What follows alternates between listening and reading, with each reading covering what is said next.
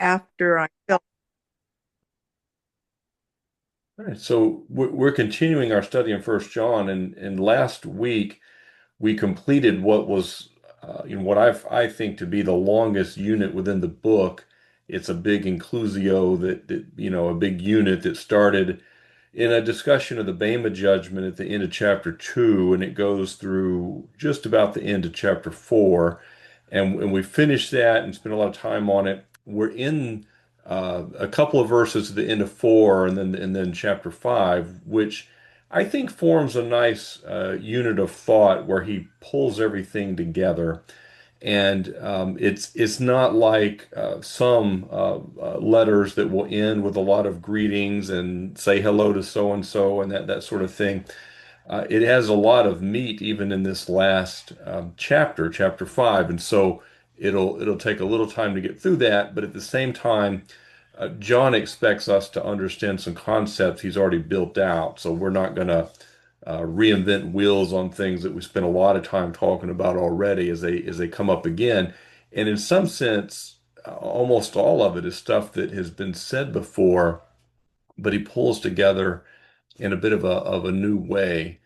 So let me share our screen, and I want to show you a little bit of an outline here. I'm calling this last section, and to go all the way through the end of the book, Conquering the World. And we have this notion of an overcomer or a victor or a conqueror that is something unique to John's writings. He has it in First John and he has it in the book of Revelation. There's some debate about whether he's using the term overcomer in the same sense as are all Christians overcomers and that sort of thing that we can talk about along the way. But this final unit from the last few verses of chapter 4 through chapter 5, in the big picture, it's about conquering the world. John wants to make sure that his readers stay the course and don't get off track due to these folks he calls antichrist. He uses very strong language. And he'll pull together a lot of material, including more about this thing of being an overcomer. This is our high level outline of the whole book. And we've covered Roman numerals 1 through 5 so far. What we finished last week was Roman numeral 5, the practical outworking of living in fellowship. That whole big unit was an exhortation to walk in fellowship with God and a discussion of the benefits of doing that. And now we have a section that's going to come back and really solidify in Romans 6 experiential assurance as overcomers. There's being an overcomer, but I think as Christians in our day-to-day walk, if we're out of fellowship, we could be overcomers and get kicked in the teeth a lot. So there's this experiential assurance as overcomers, and we'll get into that. Uh, and this big unit that's Roman 5 has really 4 subunits, and then at the end there's this verse 5, verse 21 that all of us have read before, and it's an odd verse. We'll deal with it later, but it's just sort of out of the blue. He ends with like a postscript to the book and says, "Stay away from idols." But on the way, though, what he'll tell us in our material today is that the key to our victory is faith, and that will come as no surprise. Of course, the question is faith in what? What is it we need to believe? Because people believe a lot of things, and lots of people have faith. Atheists have faith, but they don't have the Christian faith. We're going to talk probably next time how our victory, being overcomer, is grounded in the incarnation, which is where the book opened at the beginning. And this is the way in which John touches on a topic, leaves it, comes back to it. And I really emphasize incarnation. And it's one of those things that I feel like a lot of the commentaries one would read on John. Of course, they address the verses, but I don't think that they necessarily do as a good job of really seeing how much of a core reality, a core truth this is for John. This incarnation is key, and it's the very thing that these false teachers or these antichrists have been denying. They deny the incarnation, and so John's gonna as he's sort of landing the plane here, he wants to bring people back to the reality of the incarnation. Overcomers have confidence in prayer. This is letter C. We talked about prayer before, and when we talked about it, I said we'd come back to it because John does that. He talked about prayer earlier in the book, and in the context of walking in fellowship, and now toward the end of the book, he'll come back to it and he'll add some more content there. And then finally, he'll talk about what I've called earlier truth reality. He calls it the truth, something else he introduced earlier, but he'll come back to it. Now, when he comes back to it, it's not for mere repetition. He adds a little, and we're going to see that in the verses in a moment. He always adds a little when he comes back to it. So just thinking about the book to this point. Um, Previously, John explicitly addressed these antichrist, but before he did that, he really grounded the epistle on a number of things. The incarnation, he talked about in chapter 1 and 2, principles for fellowship. In chapter 2, around verse 12, he provided assurance to his readers that they're really Christians, and he called them overcomers at that point. He said they know the Father and the Son, and they've overcome the devil. These are all things he did before he ever even got to the false teachers. But it's these false teachers that John has to deal with because they want to steal the victory. Okay, and John wants his readers to experience being overcomers. And so this final major unit um, closed by retracing his steps in a way that would encourage and sort of fortify his readers as overcomers who could enjoy fellowship with God and bring the epistle full circle. And he grounds the final unit on the reality of the incarnation, just as he opened, like the first two verses of the book are about the incarnation. He's in a way, he's gonna end there, reaffirming those central truths that his readers could know, and then a warning about idols that I'm not gonna deal with that yet. We'll leave that for the very end. So here's the new material. Things I may have covered 419 before, but it's kind of a hinge verse that connects the units. We love because he first loved us. And if anyone says I love God and yet hates his brother or sister, he's a liar. Now, right at this point, this may feel like, well, this isn't new material because we spent the last 2 weeks in a little subunit that I call God is love, and we were talking about love. The reality is, John talks about love all the time because he views it as the central command for the Christian life. If you're going to walk as a Christian should walk, this is how you do it. You love. But he is in fact adding something altogether new. Everything before was about loving the brethren. In chapter 3, we talked about it. He introduced the example of Cain and Abel. And in the last couple of weeks, he told us God is love and so what that looks like when we love people. But now he says something a little bit different. And he says, we love because he first loved us. And then he moves into this principle if anyone says, I love God, that's what's new. That is, instead of loving the brethren, he's now talking about loving God. And the two are not distinct in a way, they're inseparable. What he's telling us is going to be you can't do the one without the other. But look at how verse 20 reads. One of the mistakes that the biggest mistake perhaps that anyone can make in a Bible study is sort of just starting in the middle somewhere of a book with a verse and trying to put it together. We started at the beginning of the book. It makes the study a lot more lengthy and intense. But when we get to a verse like 20, we should recognize the language and the style is exactly what he did in chapter 1 and 2 in a section I called, principles of fellowship. He had a lot of statements that said, if someone does this or does that, then they're not walking in the light, they're not doing the truth, they're not, walking in fellowship. He stated these principles, and John's pattern was always to state the negative example first, and that's exactly what he does here.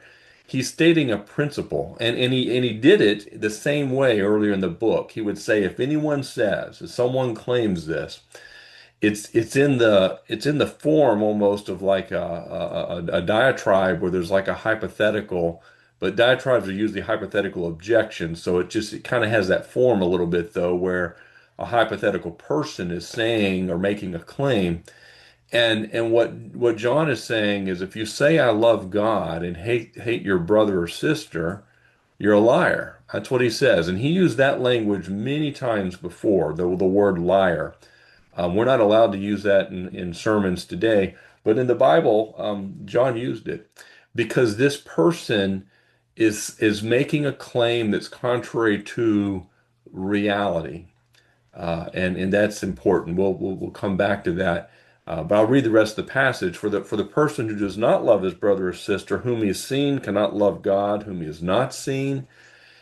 In some translations, this is written like, I think like the King James may write this as a question, like how can someone love their brother or sister whom they've seen, uh, but I'm sorry, how can someone like fail to love their brother or sister whom they've seen, but claim to love the God they've not seen? It's kind of in a question form, but here it's just as a statement. And we have this command from him, the one who loves God must also love his brother and sister. So, first of all, the only reason that we're even capable of loving people in the way the Bible talks about this kind of love, in the way that John talks about love, what we call agape love, we're not born with that ability, I think, to love people in this way. We've talked about this before. God is love, and when we become His children, we now have a nature that will permit us to love in the way that God loves. And I've called that God hyphen love to try to separate it from sort of some other kind of love, some relative love that we have in our human understanding where, we'll love others or they'll love us back and that kind of thing. So we have this idea of God love. And what he's saying in verse 19, when he says we love because he first loved us, we can't love of our own power and volition in this way. We didn't have the resources, the ability to do it. It's because he first loved us that we can now love others with the same quality of love with which he loved us. And you may remember in the material from just last week, the pinnacle of love was God sending his son. Okay, that was the example. And so when he says God first loved us, he's talking about, and what the just the prior verses were saying. He sent his son essentially to die on Calvary for us, and so that when we become a believer, we're receiving that love, and now we have the ability to love. But until we've done that, we can't love. If God had not loved us first, we would never love anybody in this way and with this quality of love. So verse 19 kind of hinges things together from the prior material that explained how God first loved us, but it's telling us that love he showed toward us is what is empowering us now to love others. And then he pitches this principle that if you claim to love God, but you don't love the brethren, you're a liar. Which it obviously means that you're not actually loving God. These two things don't go together. The person who does not love his brother or sister, who he has seen, cannot love the God whom he's not seen.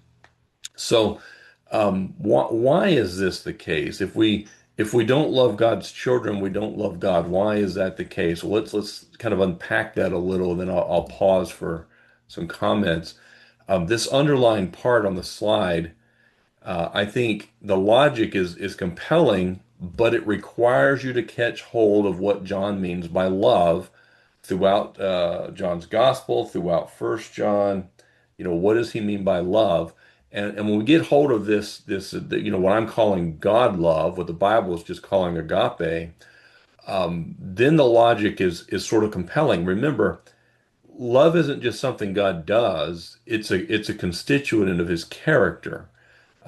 John said twice in chapter 4 that God is love. And so it's that very uh, character or attribute of God that's at issue here. And that love, what I might say is maximal. It's my slide at the or my bullet at the bottom. God's love is pure and maximal. Remember how this all started back in chapter 1, verse 5, with that theological principle that guides the whole rest of the epistle. God is light, and in him is no darkness at all. So if being unloving is sin, then there's no amount of unlove or unloving or hate within God. God is love to a maximal extent. He is light and there's no darkness at all. He is love and there's no hate at all in this sense of this agape love. And so uh, God love by its nature is pure. There's not a minuscule amount of hate mixed into it. It is that sort of love. And so if you have that sort of love, if that's what you are exercising, if that's what you're doing, you are loving in an agape love in the same way as the very nature of God. You can't love one person and hate the next. You really just don't get that option. You're going to love God and love others, or do neither. And incidentally, and you should see this sort of in the in the background here is that um, what did Jesus say were the greatest commands? I mean, if you just summarized them in short English, he said, love God and love others. He was asked what the greatest command was, and he said the first was to love God with all of your, heart and mind and soul and strength. And the second one's like unto it, that you love your neighbor as yourself. So, those commands flow out of the very nature of God's love. That's where they come from. And so the logic, that's why I say the logic's compelling once you get that. If you have a lesser understanding of love, you don't see love as an attribute of God, that now, now as a child of God, we've got this new nature, we've got the seed of God in us, and so we can do this.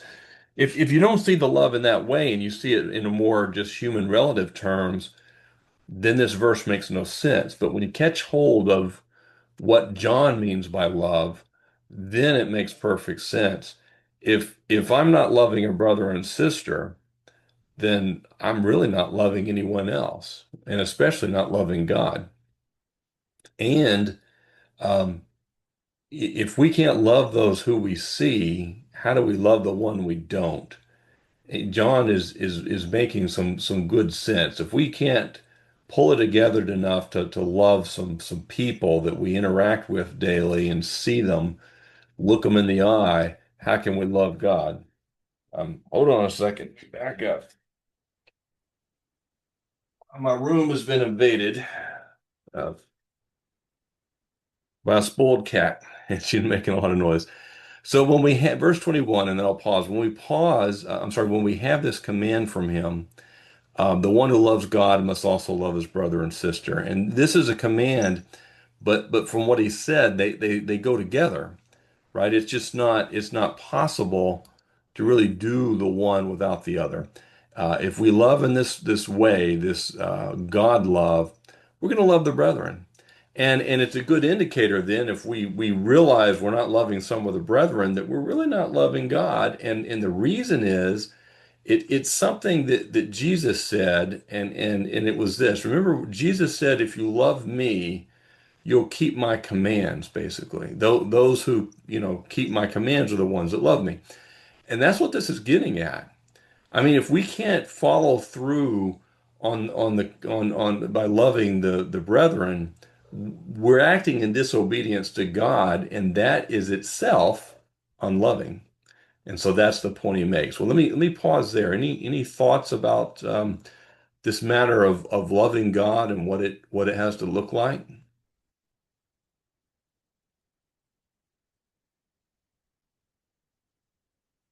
Okay. Hearing none. Um,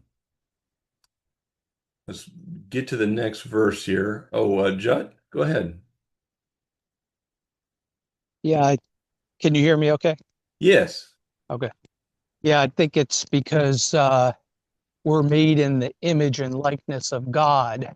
So the way that you treat your fellow men and women, is a reflection on how you're treating God because we're made in his image and likeness. I think it goes back to that. Yeah. Yeah. It's telling. And if we have to be very practical with this, like what I mean, what's the real problem with this passage for us? I mean, I think interpreting is not that challenging, but what's the real problem for us with this passage? Asking for a fit of honesty. Susan? Well, people can be really annoying. People can be really nasty. People have an old sin nature, and including Christians, they show it a lot. And so it's difficult, um, certainly difficult in the flesh to get beyond any of that. Yes. Um, so we have to see people the way Jesus sees people. And well, sometimes we succeed and sometimes we don't. That's exactly it. I mean, some of us, no, none of us in this Zoom session, but some of us Christians are very unlovable. We have the spirit gift of being a jerk. Oh, Uh, my sister raised her hand, Cheryl. Go ahead, Cheryl. Well, because I think when we read that, we think of love the way we think of love. Hmm. So therefore, it's like that's an impossibility in a sense because it's not the same thing. It's just not. It's. I guess they interpret love as okay, because I love, I have to also accept everything that they do, or if I don't, then I'm not loving them, and that's like totally wrong. But it's really we're looking at love and we're interpreting it not as it's meant in that passage, but in our own broken way of loving. And then we say, well, I can't do that because I can't stand this person and I can't Yeah. stand that person. Yeah. You're exactly right. So, a couple of things happen. Some Christians are just difficult. If you've never met any, you might be that one, by the way. And the other thing is exactly what Cheryl said, right? If we don't have the right understanding of what love is, we'll struggle with this. Jesus even told us to love our enemies. And in that one verse, essentially shot down Reformed theology, because if Jesus tells us to love our enemies, God has to also. But the thing is, um, if you're going to love your enemies, it can't be the warm bond of an emotional love that you would hopefully have for your children, your spouse, and close friends, family, that kind of thing. It's something different, and that's why we've laid some groundwork in some past lessons that this agape love is more there's an attitude behind it, but it's really an action type verb. And John himself said in First John that we need to love not in words, but in deed and in truth. In deed and in truth. And that allows me not only to love people who aren't very lovable, those people are out there. It allows me to love people I don't even know, because we can do things for people we don't even know. Like I mean, it's just an easy example, but every year our church and puts together these shoe boxes that go to little children around the world that are fairly impoverished, and it gives them some Christmas gifts. I don't know those children, but you can love the people who you don't know, or at least people you haven't seen, and um, it opens up whole new avenues for love. Dan? Yeah, I think another aspect of this problem is the bad doctrine. Um, a lot of Christians are self-righteous, judgmental because they're not taught. Um, like what we're learning today. And that's, you mentioned Reformed theology. I think Reformed theology is a big part of that. You've got this unrealistic expectation of Christians, Mm. and when they don't meet that expectation, you just assume something's wrong with them. Yeah. And the worst thing that could happen to us is we get a hold of a little legalism. We will justify our failure to love people. Now, we may call it love. We may give them some harsh words or whatever and call it love. But I've repeatedly seen people use some legalism, and I don't mean by that telling somebody they need to adhere to what the Bible says. It's legalism's a bit different, and it tends to be, self-made rules. But you get that Pharisee sort of a mindset. It's hard to love people when you're looking through a lens of judgment.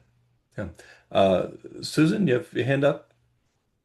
Yeah, the pastor that we used to listen to many years ago, Theme, um, he always said that God's love in us is not based on the loveliness of the subject Mhm. or the object, I forget. Yeah, it's based on the integrity of the person who's loving. So if you have the integrity of God, if you have God love, then you will be able to love the unlovable. And you don't love them in a feely, smushy kind of way. You don't want to be around them all the time. But you love them almost from a point of,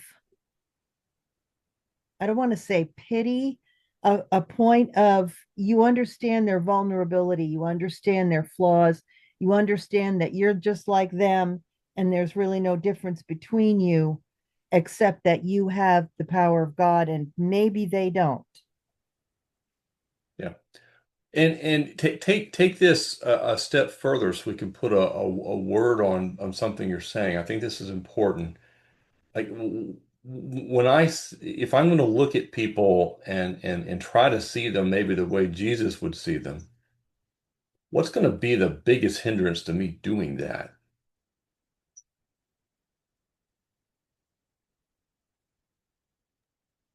My own self. Yeah, but what about yourself? It's what hinders us in everything we do. It's like pride and Pri- sin. Pride, right? And sin usually because, you know, the thing about pride is it makes it real hard for me to see people how Jesus would see them. Humility allows you to be reminded that, you know, we love because he first loved us. While we were yet sinners, Christ died for us, right? Humility kind of grounds us, and it reminds us that, we're not as polished and shiny as we think we are. We have failings and all of that. And then also the things that we at least subconsciously and maybe consciously see in ourselves as flaws, we will be hypercritical of those. I'll use an example to illustrate, and maybe I was wrong about the way I interpreted, there was always there were a number of times where there was a guest preacher at a church where I had attended, and every time that man spent so much time talking about the evils of alcohol, and he used these examples of. I remember this example because it seemed so absurd at the time that he worked somewhere where they required him to go in a liquor store and buy some liquor, but he was so afraid that like somebody was going to see him. And all I was thinking throughout all of that is this man's an alcoholic. Um, and maybe I was wrong about that. I'd be willing to bet $1 on it. But here's the point. When you know you've got a certain flaw, a certain sin, um, you'll be a lot more critical when you see it in others. You Hmm. have this hypercritical, and Jesus talked about that, about getting the speck out of our eye before we, or the board out of our eye before we pick the speck out of another. That's like a hypercritical nature. So if we're prideful or we're hypercritical, Will it excuse our non-love? It's what we can do. Cheryl? Yeah, we're kind of talking about, we're kind of saying the same thing with different words. Hmm. And I don't know if this makes sense, but I think to really love the way God intends us to love, we take ourselves out of it, completely out of it. And until you can do that, and you can only do that, I think, when your eyes are on Jesus, because he takes our eyes off of us and lets us see the situation or the person in their in their specter, and not in yourself. And you take away all of your crap and all of your own blinders. Hmm. And so in order to really love, we have to take ourselves out of it. Yeah. Yeah. It's it's this it's an you're absolutely right. I like how you said it. You're in a sense, at least your own feelings and how you perceive yourself, that should have nothing to do with it. It's about the other person and someone somewhere, and probably several, but I've read it, the way we might define this love is trying to do what we would believe to be God's best for that person. And that's why it's not just affirming people or always, agreeing with them or always letting them have their way or any of that.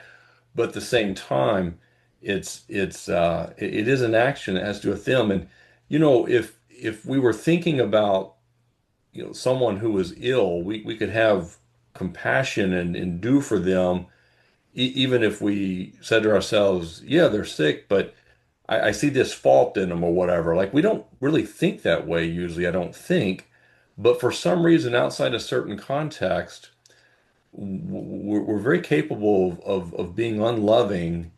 Uh, I don't know, because we're I don't know, we're overthinking it or whatever, but we make it about something else. And what we repeatedly see Jesus do is extend love to people.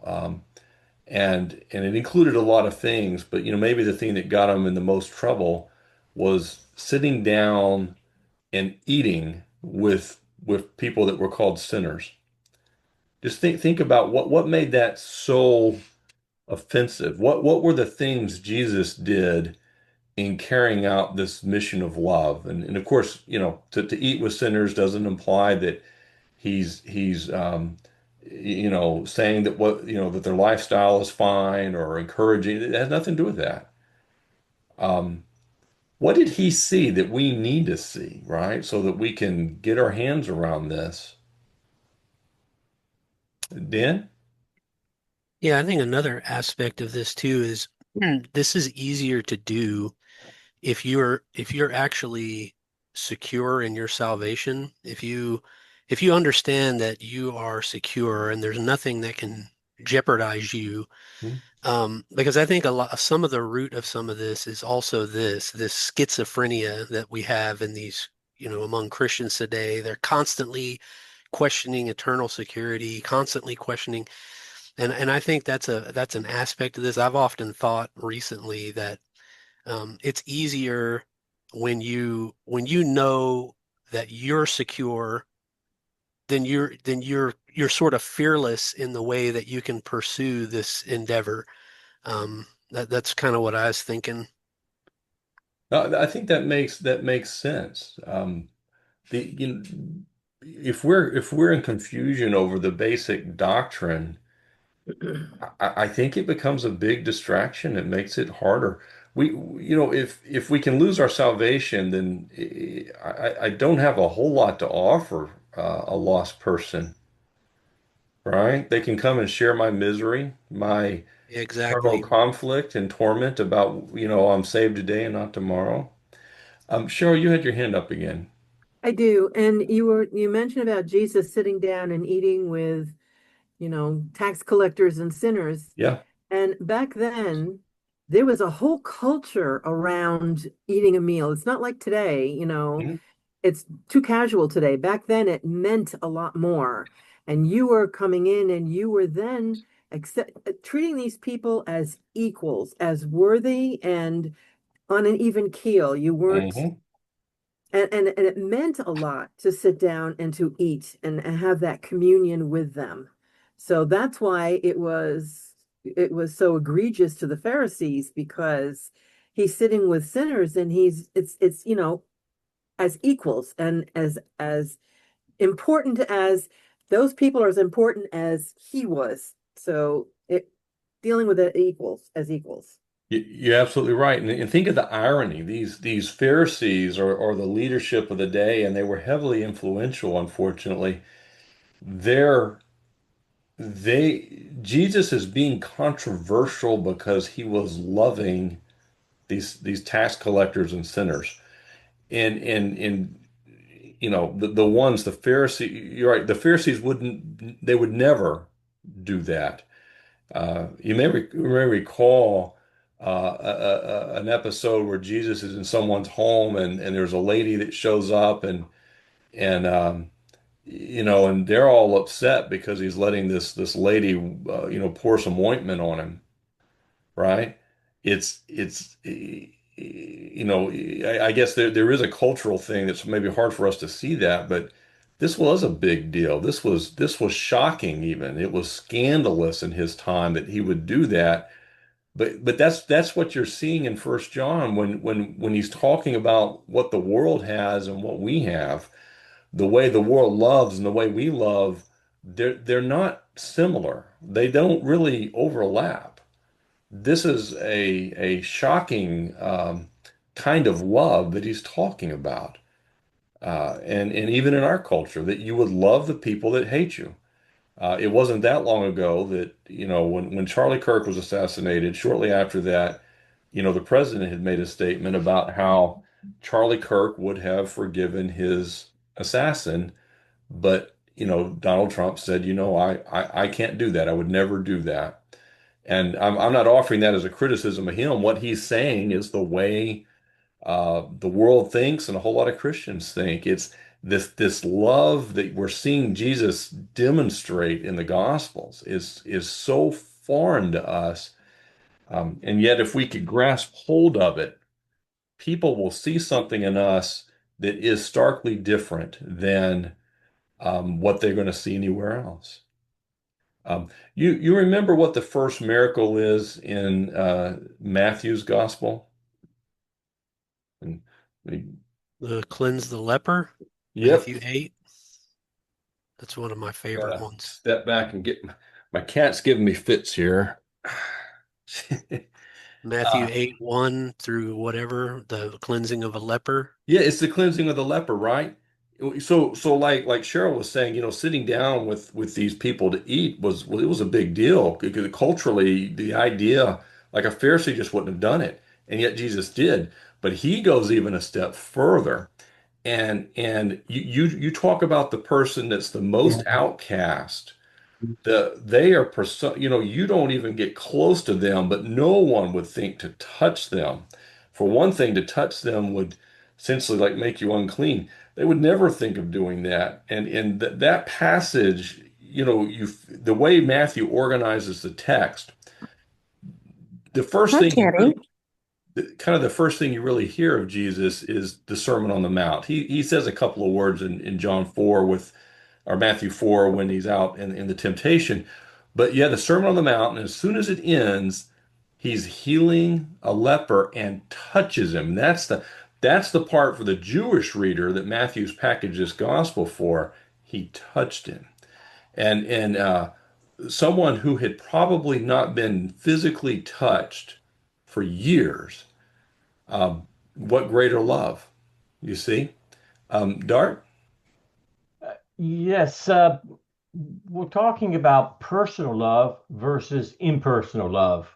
Hmm. And of course, personal love is based on a lot of conditions, romantic love, things like that. But impersonal love is the kind of love God has for us, as well as personal, which is not conditional. There are no conditions. It's based on something completely, totally different. It's based on God. So. Yes. Absolutely. I like that. You're right. There are no conditions. And it's we're in a culture where people say that they fall into love. Well, agape love is a choice. It's something we do. Um, if you're not loving in that way, you're choosing not to love in that way. No, there is the emotional type love that's, what we might think of as a more personal kind of thing, like among family, and that, is not really as much of a choice. We can't just turn it on. But yeah, this kind of love that we're talking about is just unconditional. And so where does that leave us? And I'll jump to the next verses here, but let me say this, when you get beyond just loving the brethren, what does this look like? I mean, we have, these political issues in the country about, illegal immigrants here, and it's not being talked about much now, but we have a huge prison population. We have a lot of people locked up. And what does love look like expressed to those people, right? That's a more challenging thing sometimes. And anyway, but it is kind of um, it's game changer for us to do this. Susan? Yeah, it's like the Good Samaritan Hmm. who came along, and of course the Samaritans were anathema to the Jews, Yeah. and they would cross the street rather than be on the same side of the street with them. So when it came to this person was injured and hurt and attacked, this other good good Samaritan Hmm. helped him and paid for everything. And I mean, he did above and beyond what most people would do, even kind people. Yeah. He literally took him under his wing and made sure that he would get better and have care. Yeah. And he loved that person. He loved the victim of the robbery. It was actions. This wasn't somebody he knew. He didn't pause to think, well, I wonder if this guy that's been beaten up, I wonder if he has a pornography addiction. Because if he's like that, I don't want to help him. Like those kind of stupid ideas aren't there, but often they find their way into people's hearts, and stuff. But it's just doing. And of course, Jesus makes it all the more shocking because the people that you would have expected to help not only passed him by, but they walked at a distance in that story because there was some risk to helping this man, right? The risk was that while you're over there tending his wounds, the bandits return. That's what love looks like. And we all know the story. It's powerful. And it also reminds us this isn't that complicated. Like it's not hard to get our hands around it. It's a challenge to do it. Um, that's just how it is. Well, let me put the slides. We'll step forward just a little bit more in this. Um, Everyone that believes, this is starting chapter 5, but we have these chapter breaks. They don't really mean I mean, the Bible writers, John did not put a chapter break here, so I think we all understand that. So we're really still in the same line of thought. But I cordoned this verse off by itself uh, because this is a favorite proof text among Reformed theologians. We'll talk about that in a moment, but just that's why I wanted to separate it. If you ask Reformed theologian for a verse that shows you have to be born again before faith in God or faith in Christ, this is the go-to verse. So, but first of all, just notice that this underlying language has been, everyone who believes that Jesus is the Christ has been born of God. Now, in our English, that just looks like a past tense, but the verb, has been born is ganao, but it's in a perfect tense. We've dealt a lot with the perfect tense early in this study because John uses it a lot. It's a past completed action with continuing consequences or a continuing status that follows thereafter. And just note that. And so there's a lot of debate about this verse because they would argue that the only person who ever believes that Jesus is the Christ, that would be like, hearing the gospel and believing, is someone who previously was born of God. And so when I think of being born of God, I think of when you become a Christian, you've placed faith in Christ, you've heard the gospel message, you become a believer. You're a believer that day. So for like example, in John chapter 3, we probably are generally familiar with that passage. Nicodemus comes by night and he's talking to Jesus, and Jesus says, no one can enter the kingdom unless they're essentially born again or born from above. And then we have John 3:16 about you know for God so loved the world. When Jesus is talking about being born of the Spirit or born from above, Reformed theologians don't take that to mean the moment you've placed faith in Christ. They take that to just be about regeneration. You're regenerated so that you can believe, and they would see that here if that makes sense. So there's a lot of debate about that, and I think John, there's no reason in the world, based on anything John has said to this point, to go off on sort of a rabbit trail, if you're John, and talk about this idea that, oh, by the way, you have to become a child of God first in order to believe later through regeneration. It doesn't make any sense. I think all John's saying, as he's done throughout the book in reference to fellowship, he's talked about fellowship using perfect tense verbs to indicate a continuing status of being in fellowship, or continuing consequences of being in fellowship. And here he's just saying that, those that believe that Jesus is the Christ, essentially that's a reality from the moment that they were originally became a child of God, they were born of God, all the way up till now. That's kind of the idea I see. But let me pause. So, Dan, thoughts? Uh, a comment and a question. In the Authorized Bible, it says, "Everyone who believeth that Jesus is the Christ is born of God." So they put it in that like perfect present tense, I guess you'd call that. They put "is born." Yeah, it makes it sound like a present tense, and in no doubt what they're saying is true. But the King James does that in a couple of other places. Back in, like, I think it's maybe it's either one or two. I thought it was two, where he uses the word know, and it's really perfect tense, and but the King James makes it read like present tense.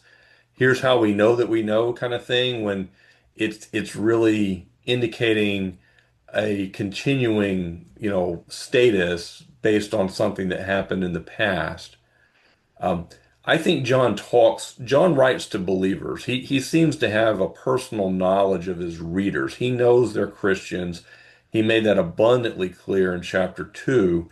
And from the moment that they placed faith in Christ, they were born of God. That hasn't changed. From the All moment right, baby. that they had placed I am faith, they're now. born of God. So I don't see John as even Born. trying to get into this idea of regeneration before faith. And it is notable that all the older Calvinists, you read things from 100 or more years ago, they knew that their philosophy mandated just basic, first year logic class. It requires that faith comes first, right? Regeneration comes first, right? Because remember, total depravity says that we're so hopelessly lost that we can't even understand the gospel, much less believe. And therefore, God steps in and He does everything. We have nothing whatsoever to do with our salvation ever. Even when we talk about having faith, that's not us. We don't choose to exercise faith. What we do is God puts the faith on us. Whether we want it or not, we get it. And from that logic, um, the only way this can work is for God to regenerate us at a point in time, and then He gives us the faith later. And some people will say, well, it's at the same time. Well, the Bible doesn't say that either.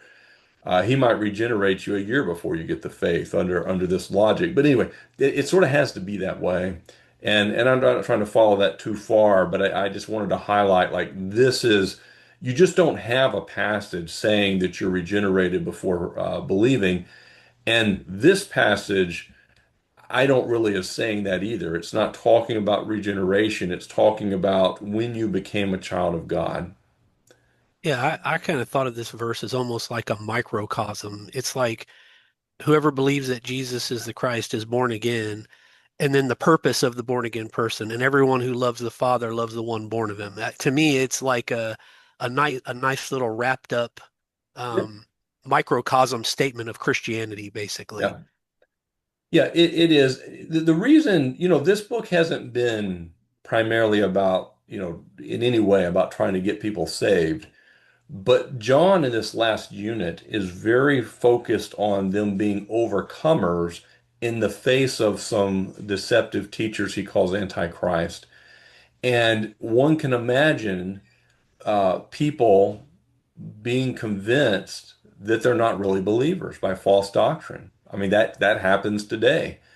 And so the reason he's even broaching this issue, I think, in chapter 5 is because of that, because of the false teachers. If he was worried about them not really being Christians, of course, we wouldn't have chapter 2, verse 12 and following. And this matter that he's dealing with here probably would have been up at the front of the book and not at the end of it.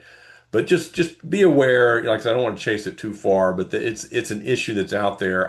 It never occurred to me to make that conclusion. Um, you know, Believing that Jesus is the Christ, if that's where you've placed your faith in him, then you're already a child of God. This is the way I see it. Well, look in verse 2 to 4, and we'll wrap this up. This is how we know. Now John's done this a number of times in the books. How do you know something? How do you have assurance? He just never makes it it's always been about some aspect of fellowship, as we've discussed a lot, not test for whether you're really a Christian. And this isn't a test for salvation. This is about whether you're loving God's children. And what we've learned up to this point is if you're walking in fellowship, you are loving his children. You can't hate the brethren and be in fellowship. That was in chapter 3. But how do we really know that we're loving God's children? Well, it's when we're loving God and obeying his commands. These things are inseparable for John. And so, for this is what love for God is, to keep his commands. Now, we might remember reading in John's gospel, Jesus said similar things. I referenced that earlier today. If you love me, you'll keep my commands. You cannot, people want, you'll hear people say this, I just want to love Jesus. And they're saying that in response to you talking about what the Bible says, what the New Testament says, things the Bible tells us to do. And, oh, I'm not worried about that. I just want to love Jesus. That doesn't make any sense. You can't love God. You can't love Jesus Christ and have no concern for his commands, his doctrine, if you will. You can't just say, well, I'm not going to get all tied up in that doctrine stuff. We're just going to love Jesus. You love Jesus by understanding what he told you to do and doing it. I mean, that's what Jesus said in John 14, and that's what John's bringing to mind here. But he adds that the commands aren't a burden. And John was alive in a time when the Pharisees made being a good a believer a challenge because they were all these just burdensome rules and things that weren't really a part of the Bible at all. But Jesus talked about it. I'm not going to read them, but things you'll remember. I've got them in the bullet here from like Matthew. Jesus talked about how his burden was light, and not like the heavy weights that the Pharisees were putting on people's shoulders. And that's what this idea of a burden is. It's like a heavy weight on your shoulder. And the reason is because all the righteousness of God, all the righteousness that might have been reflected in the Old Testament on the Mosaic Law, it is encapsulated in this matter of loving God and loving others. If you're doing that, you are carrying out the righteousness of that Old Testament law, and you're doing what the new covenant commands require, which is loving God and others. Now I say as an aside, um, there's these groups of folks that they're sometimes called Hebrew Roots movement. They will read this anytime they see the word command, it means Old Testament law. It doesn't. And one of the reasons you know that is, this language is here is tracking what Jesus would say in John 14 and 15. And Jesus refers to these things as his commands, right? And of course, those chapters in John are being shared literally less than 24 hours when Jesus would go to the cross. So these commands aren't, keeping the Old Testament law as such, and therefore all the feast and all of that. However, if you love others, you won't steal their stuff. That's one of the laws in the Big Ten. You won't covet. You won't bear false witness because it's unloving to bear false witness. You won't worship an idol because that's a failure to love God. You see, the Ten Commandments and all the hundreds of other ones, the aspects of righteousness and holiness that are in those commands, every one of them, if you violated it, you violated either the command to love God or love others. And those, as John's telling us, are flip sides of a coin. You're going to do both of those or neither of those. I hope that makes some sense. And then he ends with this verse that we'll pick up on next time. But this is the victory that's conquered the world or the world system. He says in verse 4, everyone that's born of God, all the children of God, are conquerors of the world system. And the basis of that is our faith. That shouldn't surprise us, but faith in what? And that's where he goes, and we'll pick up here next time. But you know, that's where he goes in the last verse of our unit. Who is the one who conquers the world, but the one that believes Jesus is the Son of God? And this raises some questions we'll try to deal with next time about, well, are all Christians overcomers? And I got asked this on a podcast, and I was very inarticulate, and I wish I could have went and redone it. The answer is kind of a yes and no. We're all overcomers, but you can be an overcomer and not experience victory, I think, depending on choices you make. So we'll see how that turns out. But we'll pick up here next time. And I'm going to go ahead and stop the recording now. But if anybody has some final comments or questions, I'd love to hang around and chat a bit.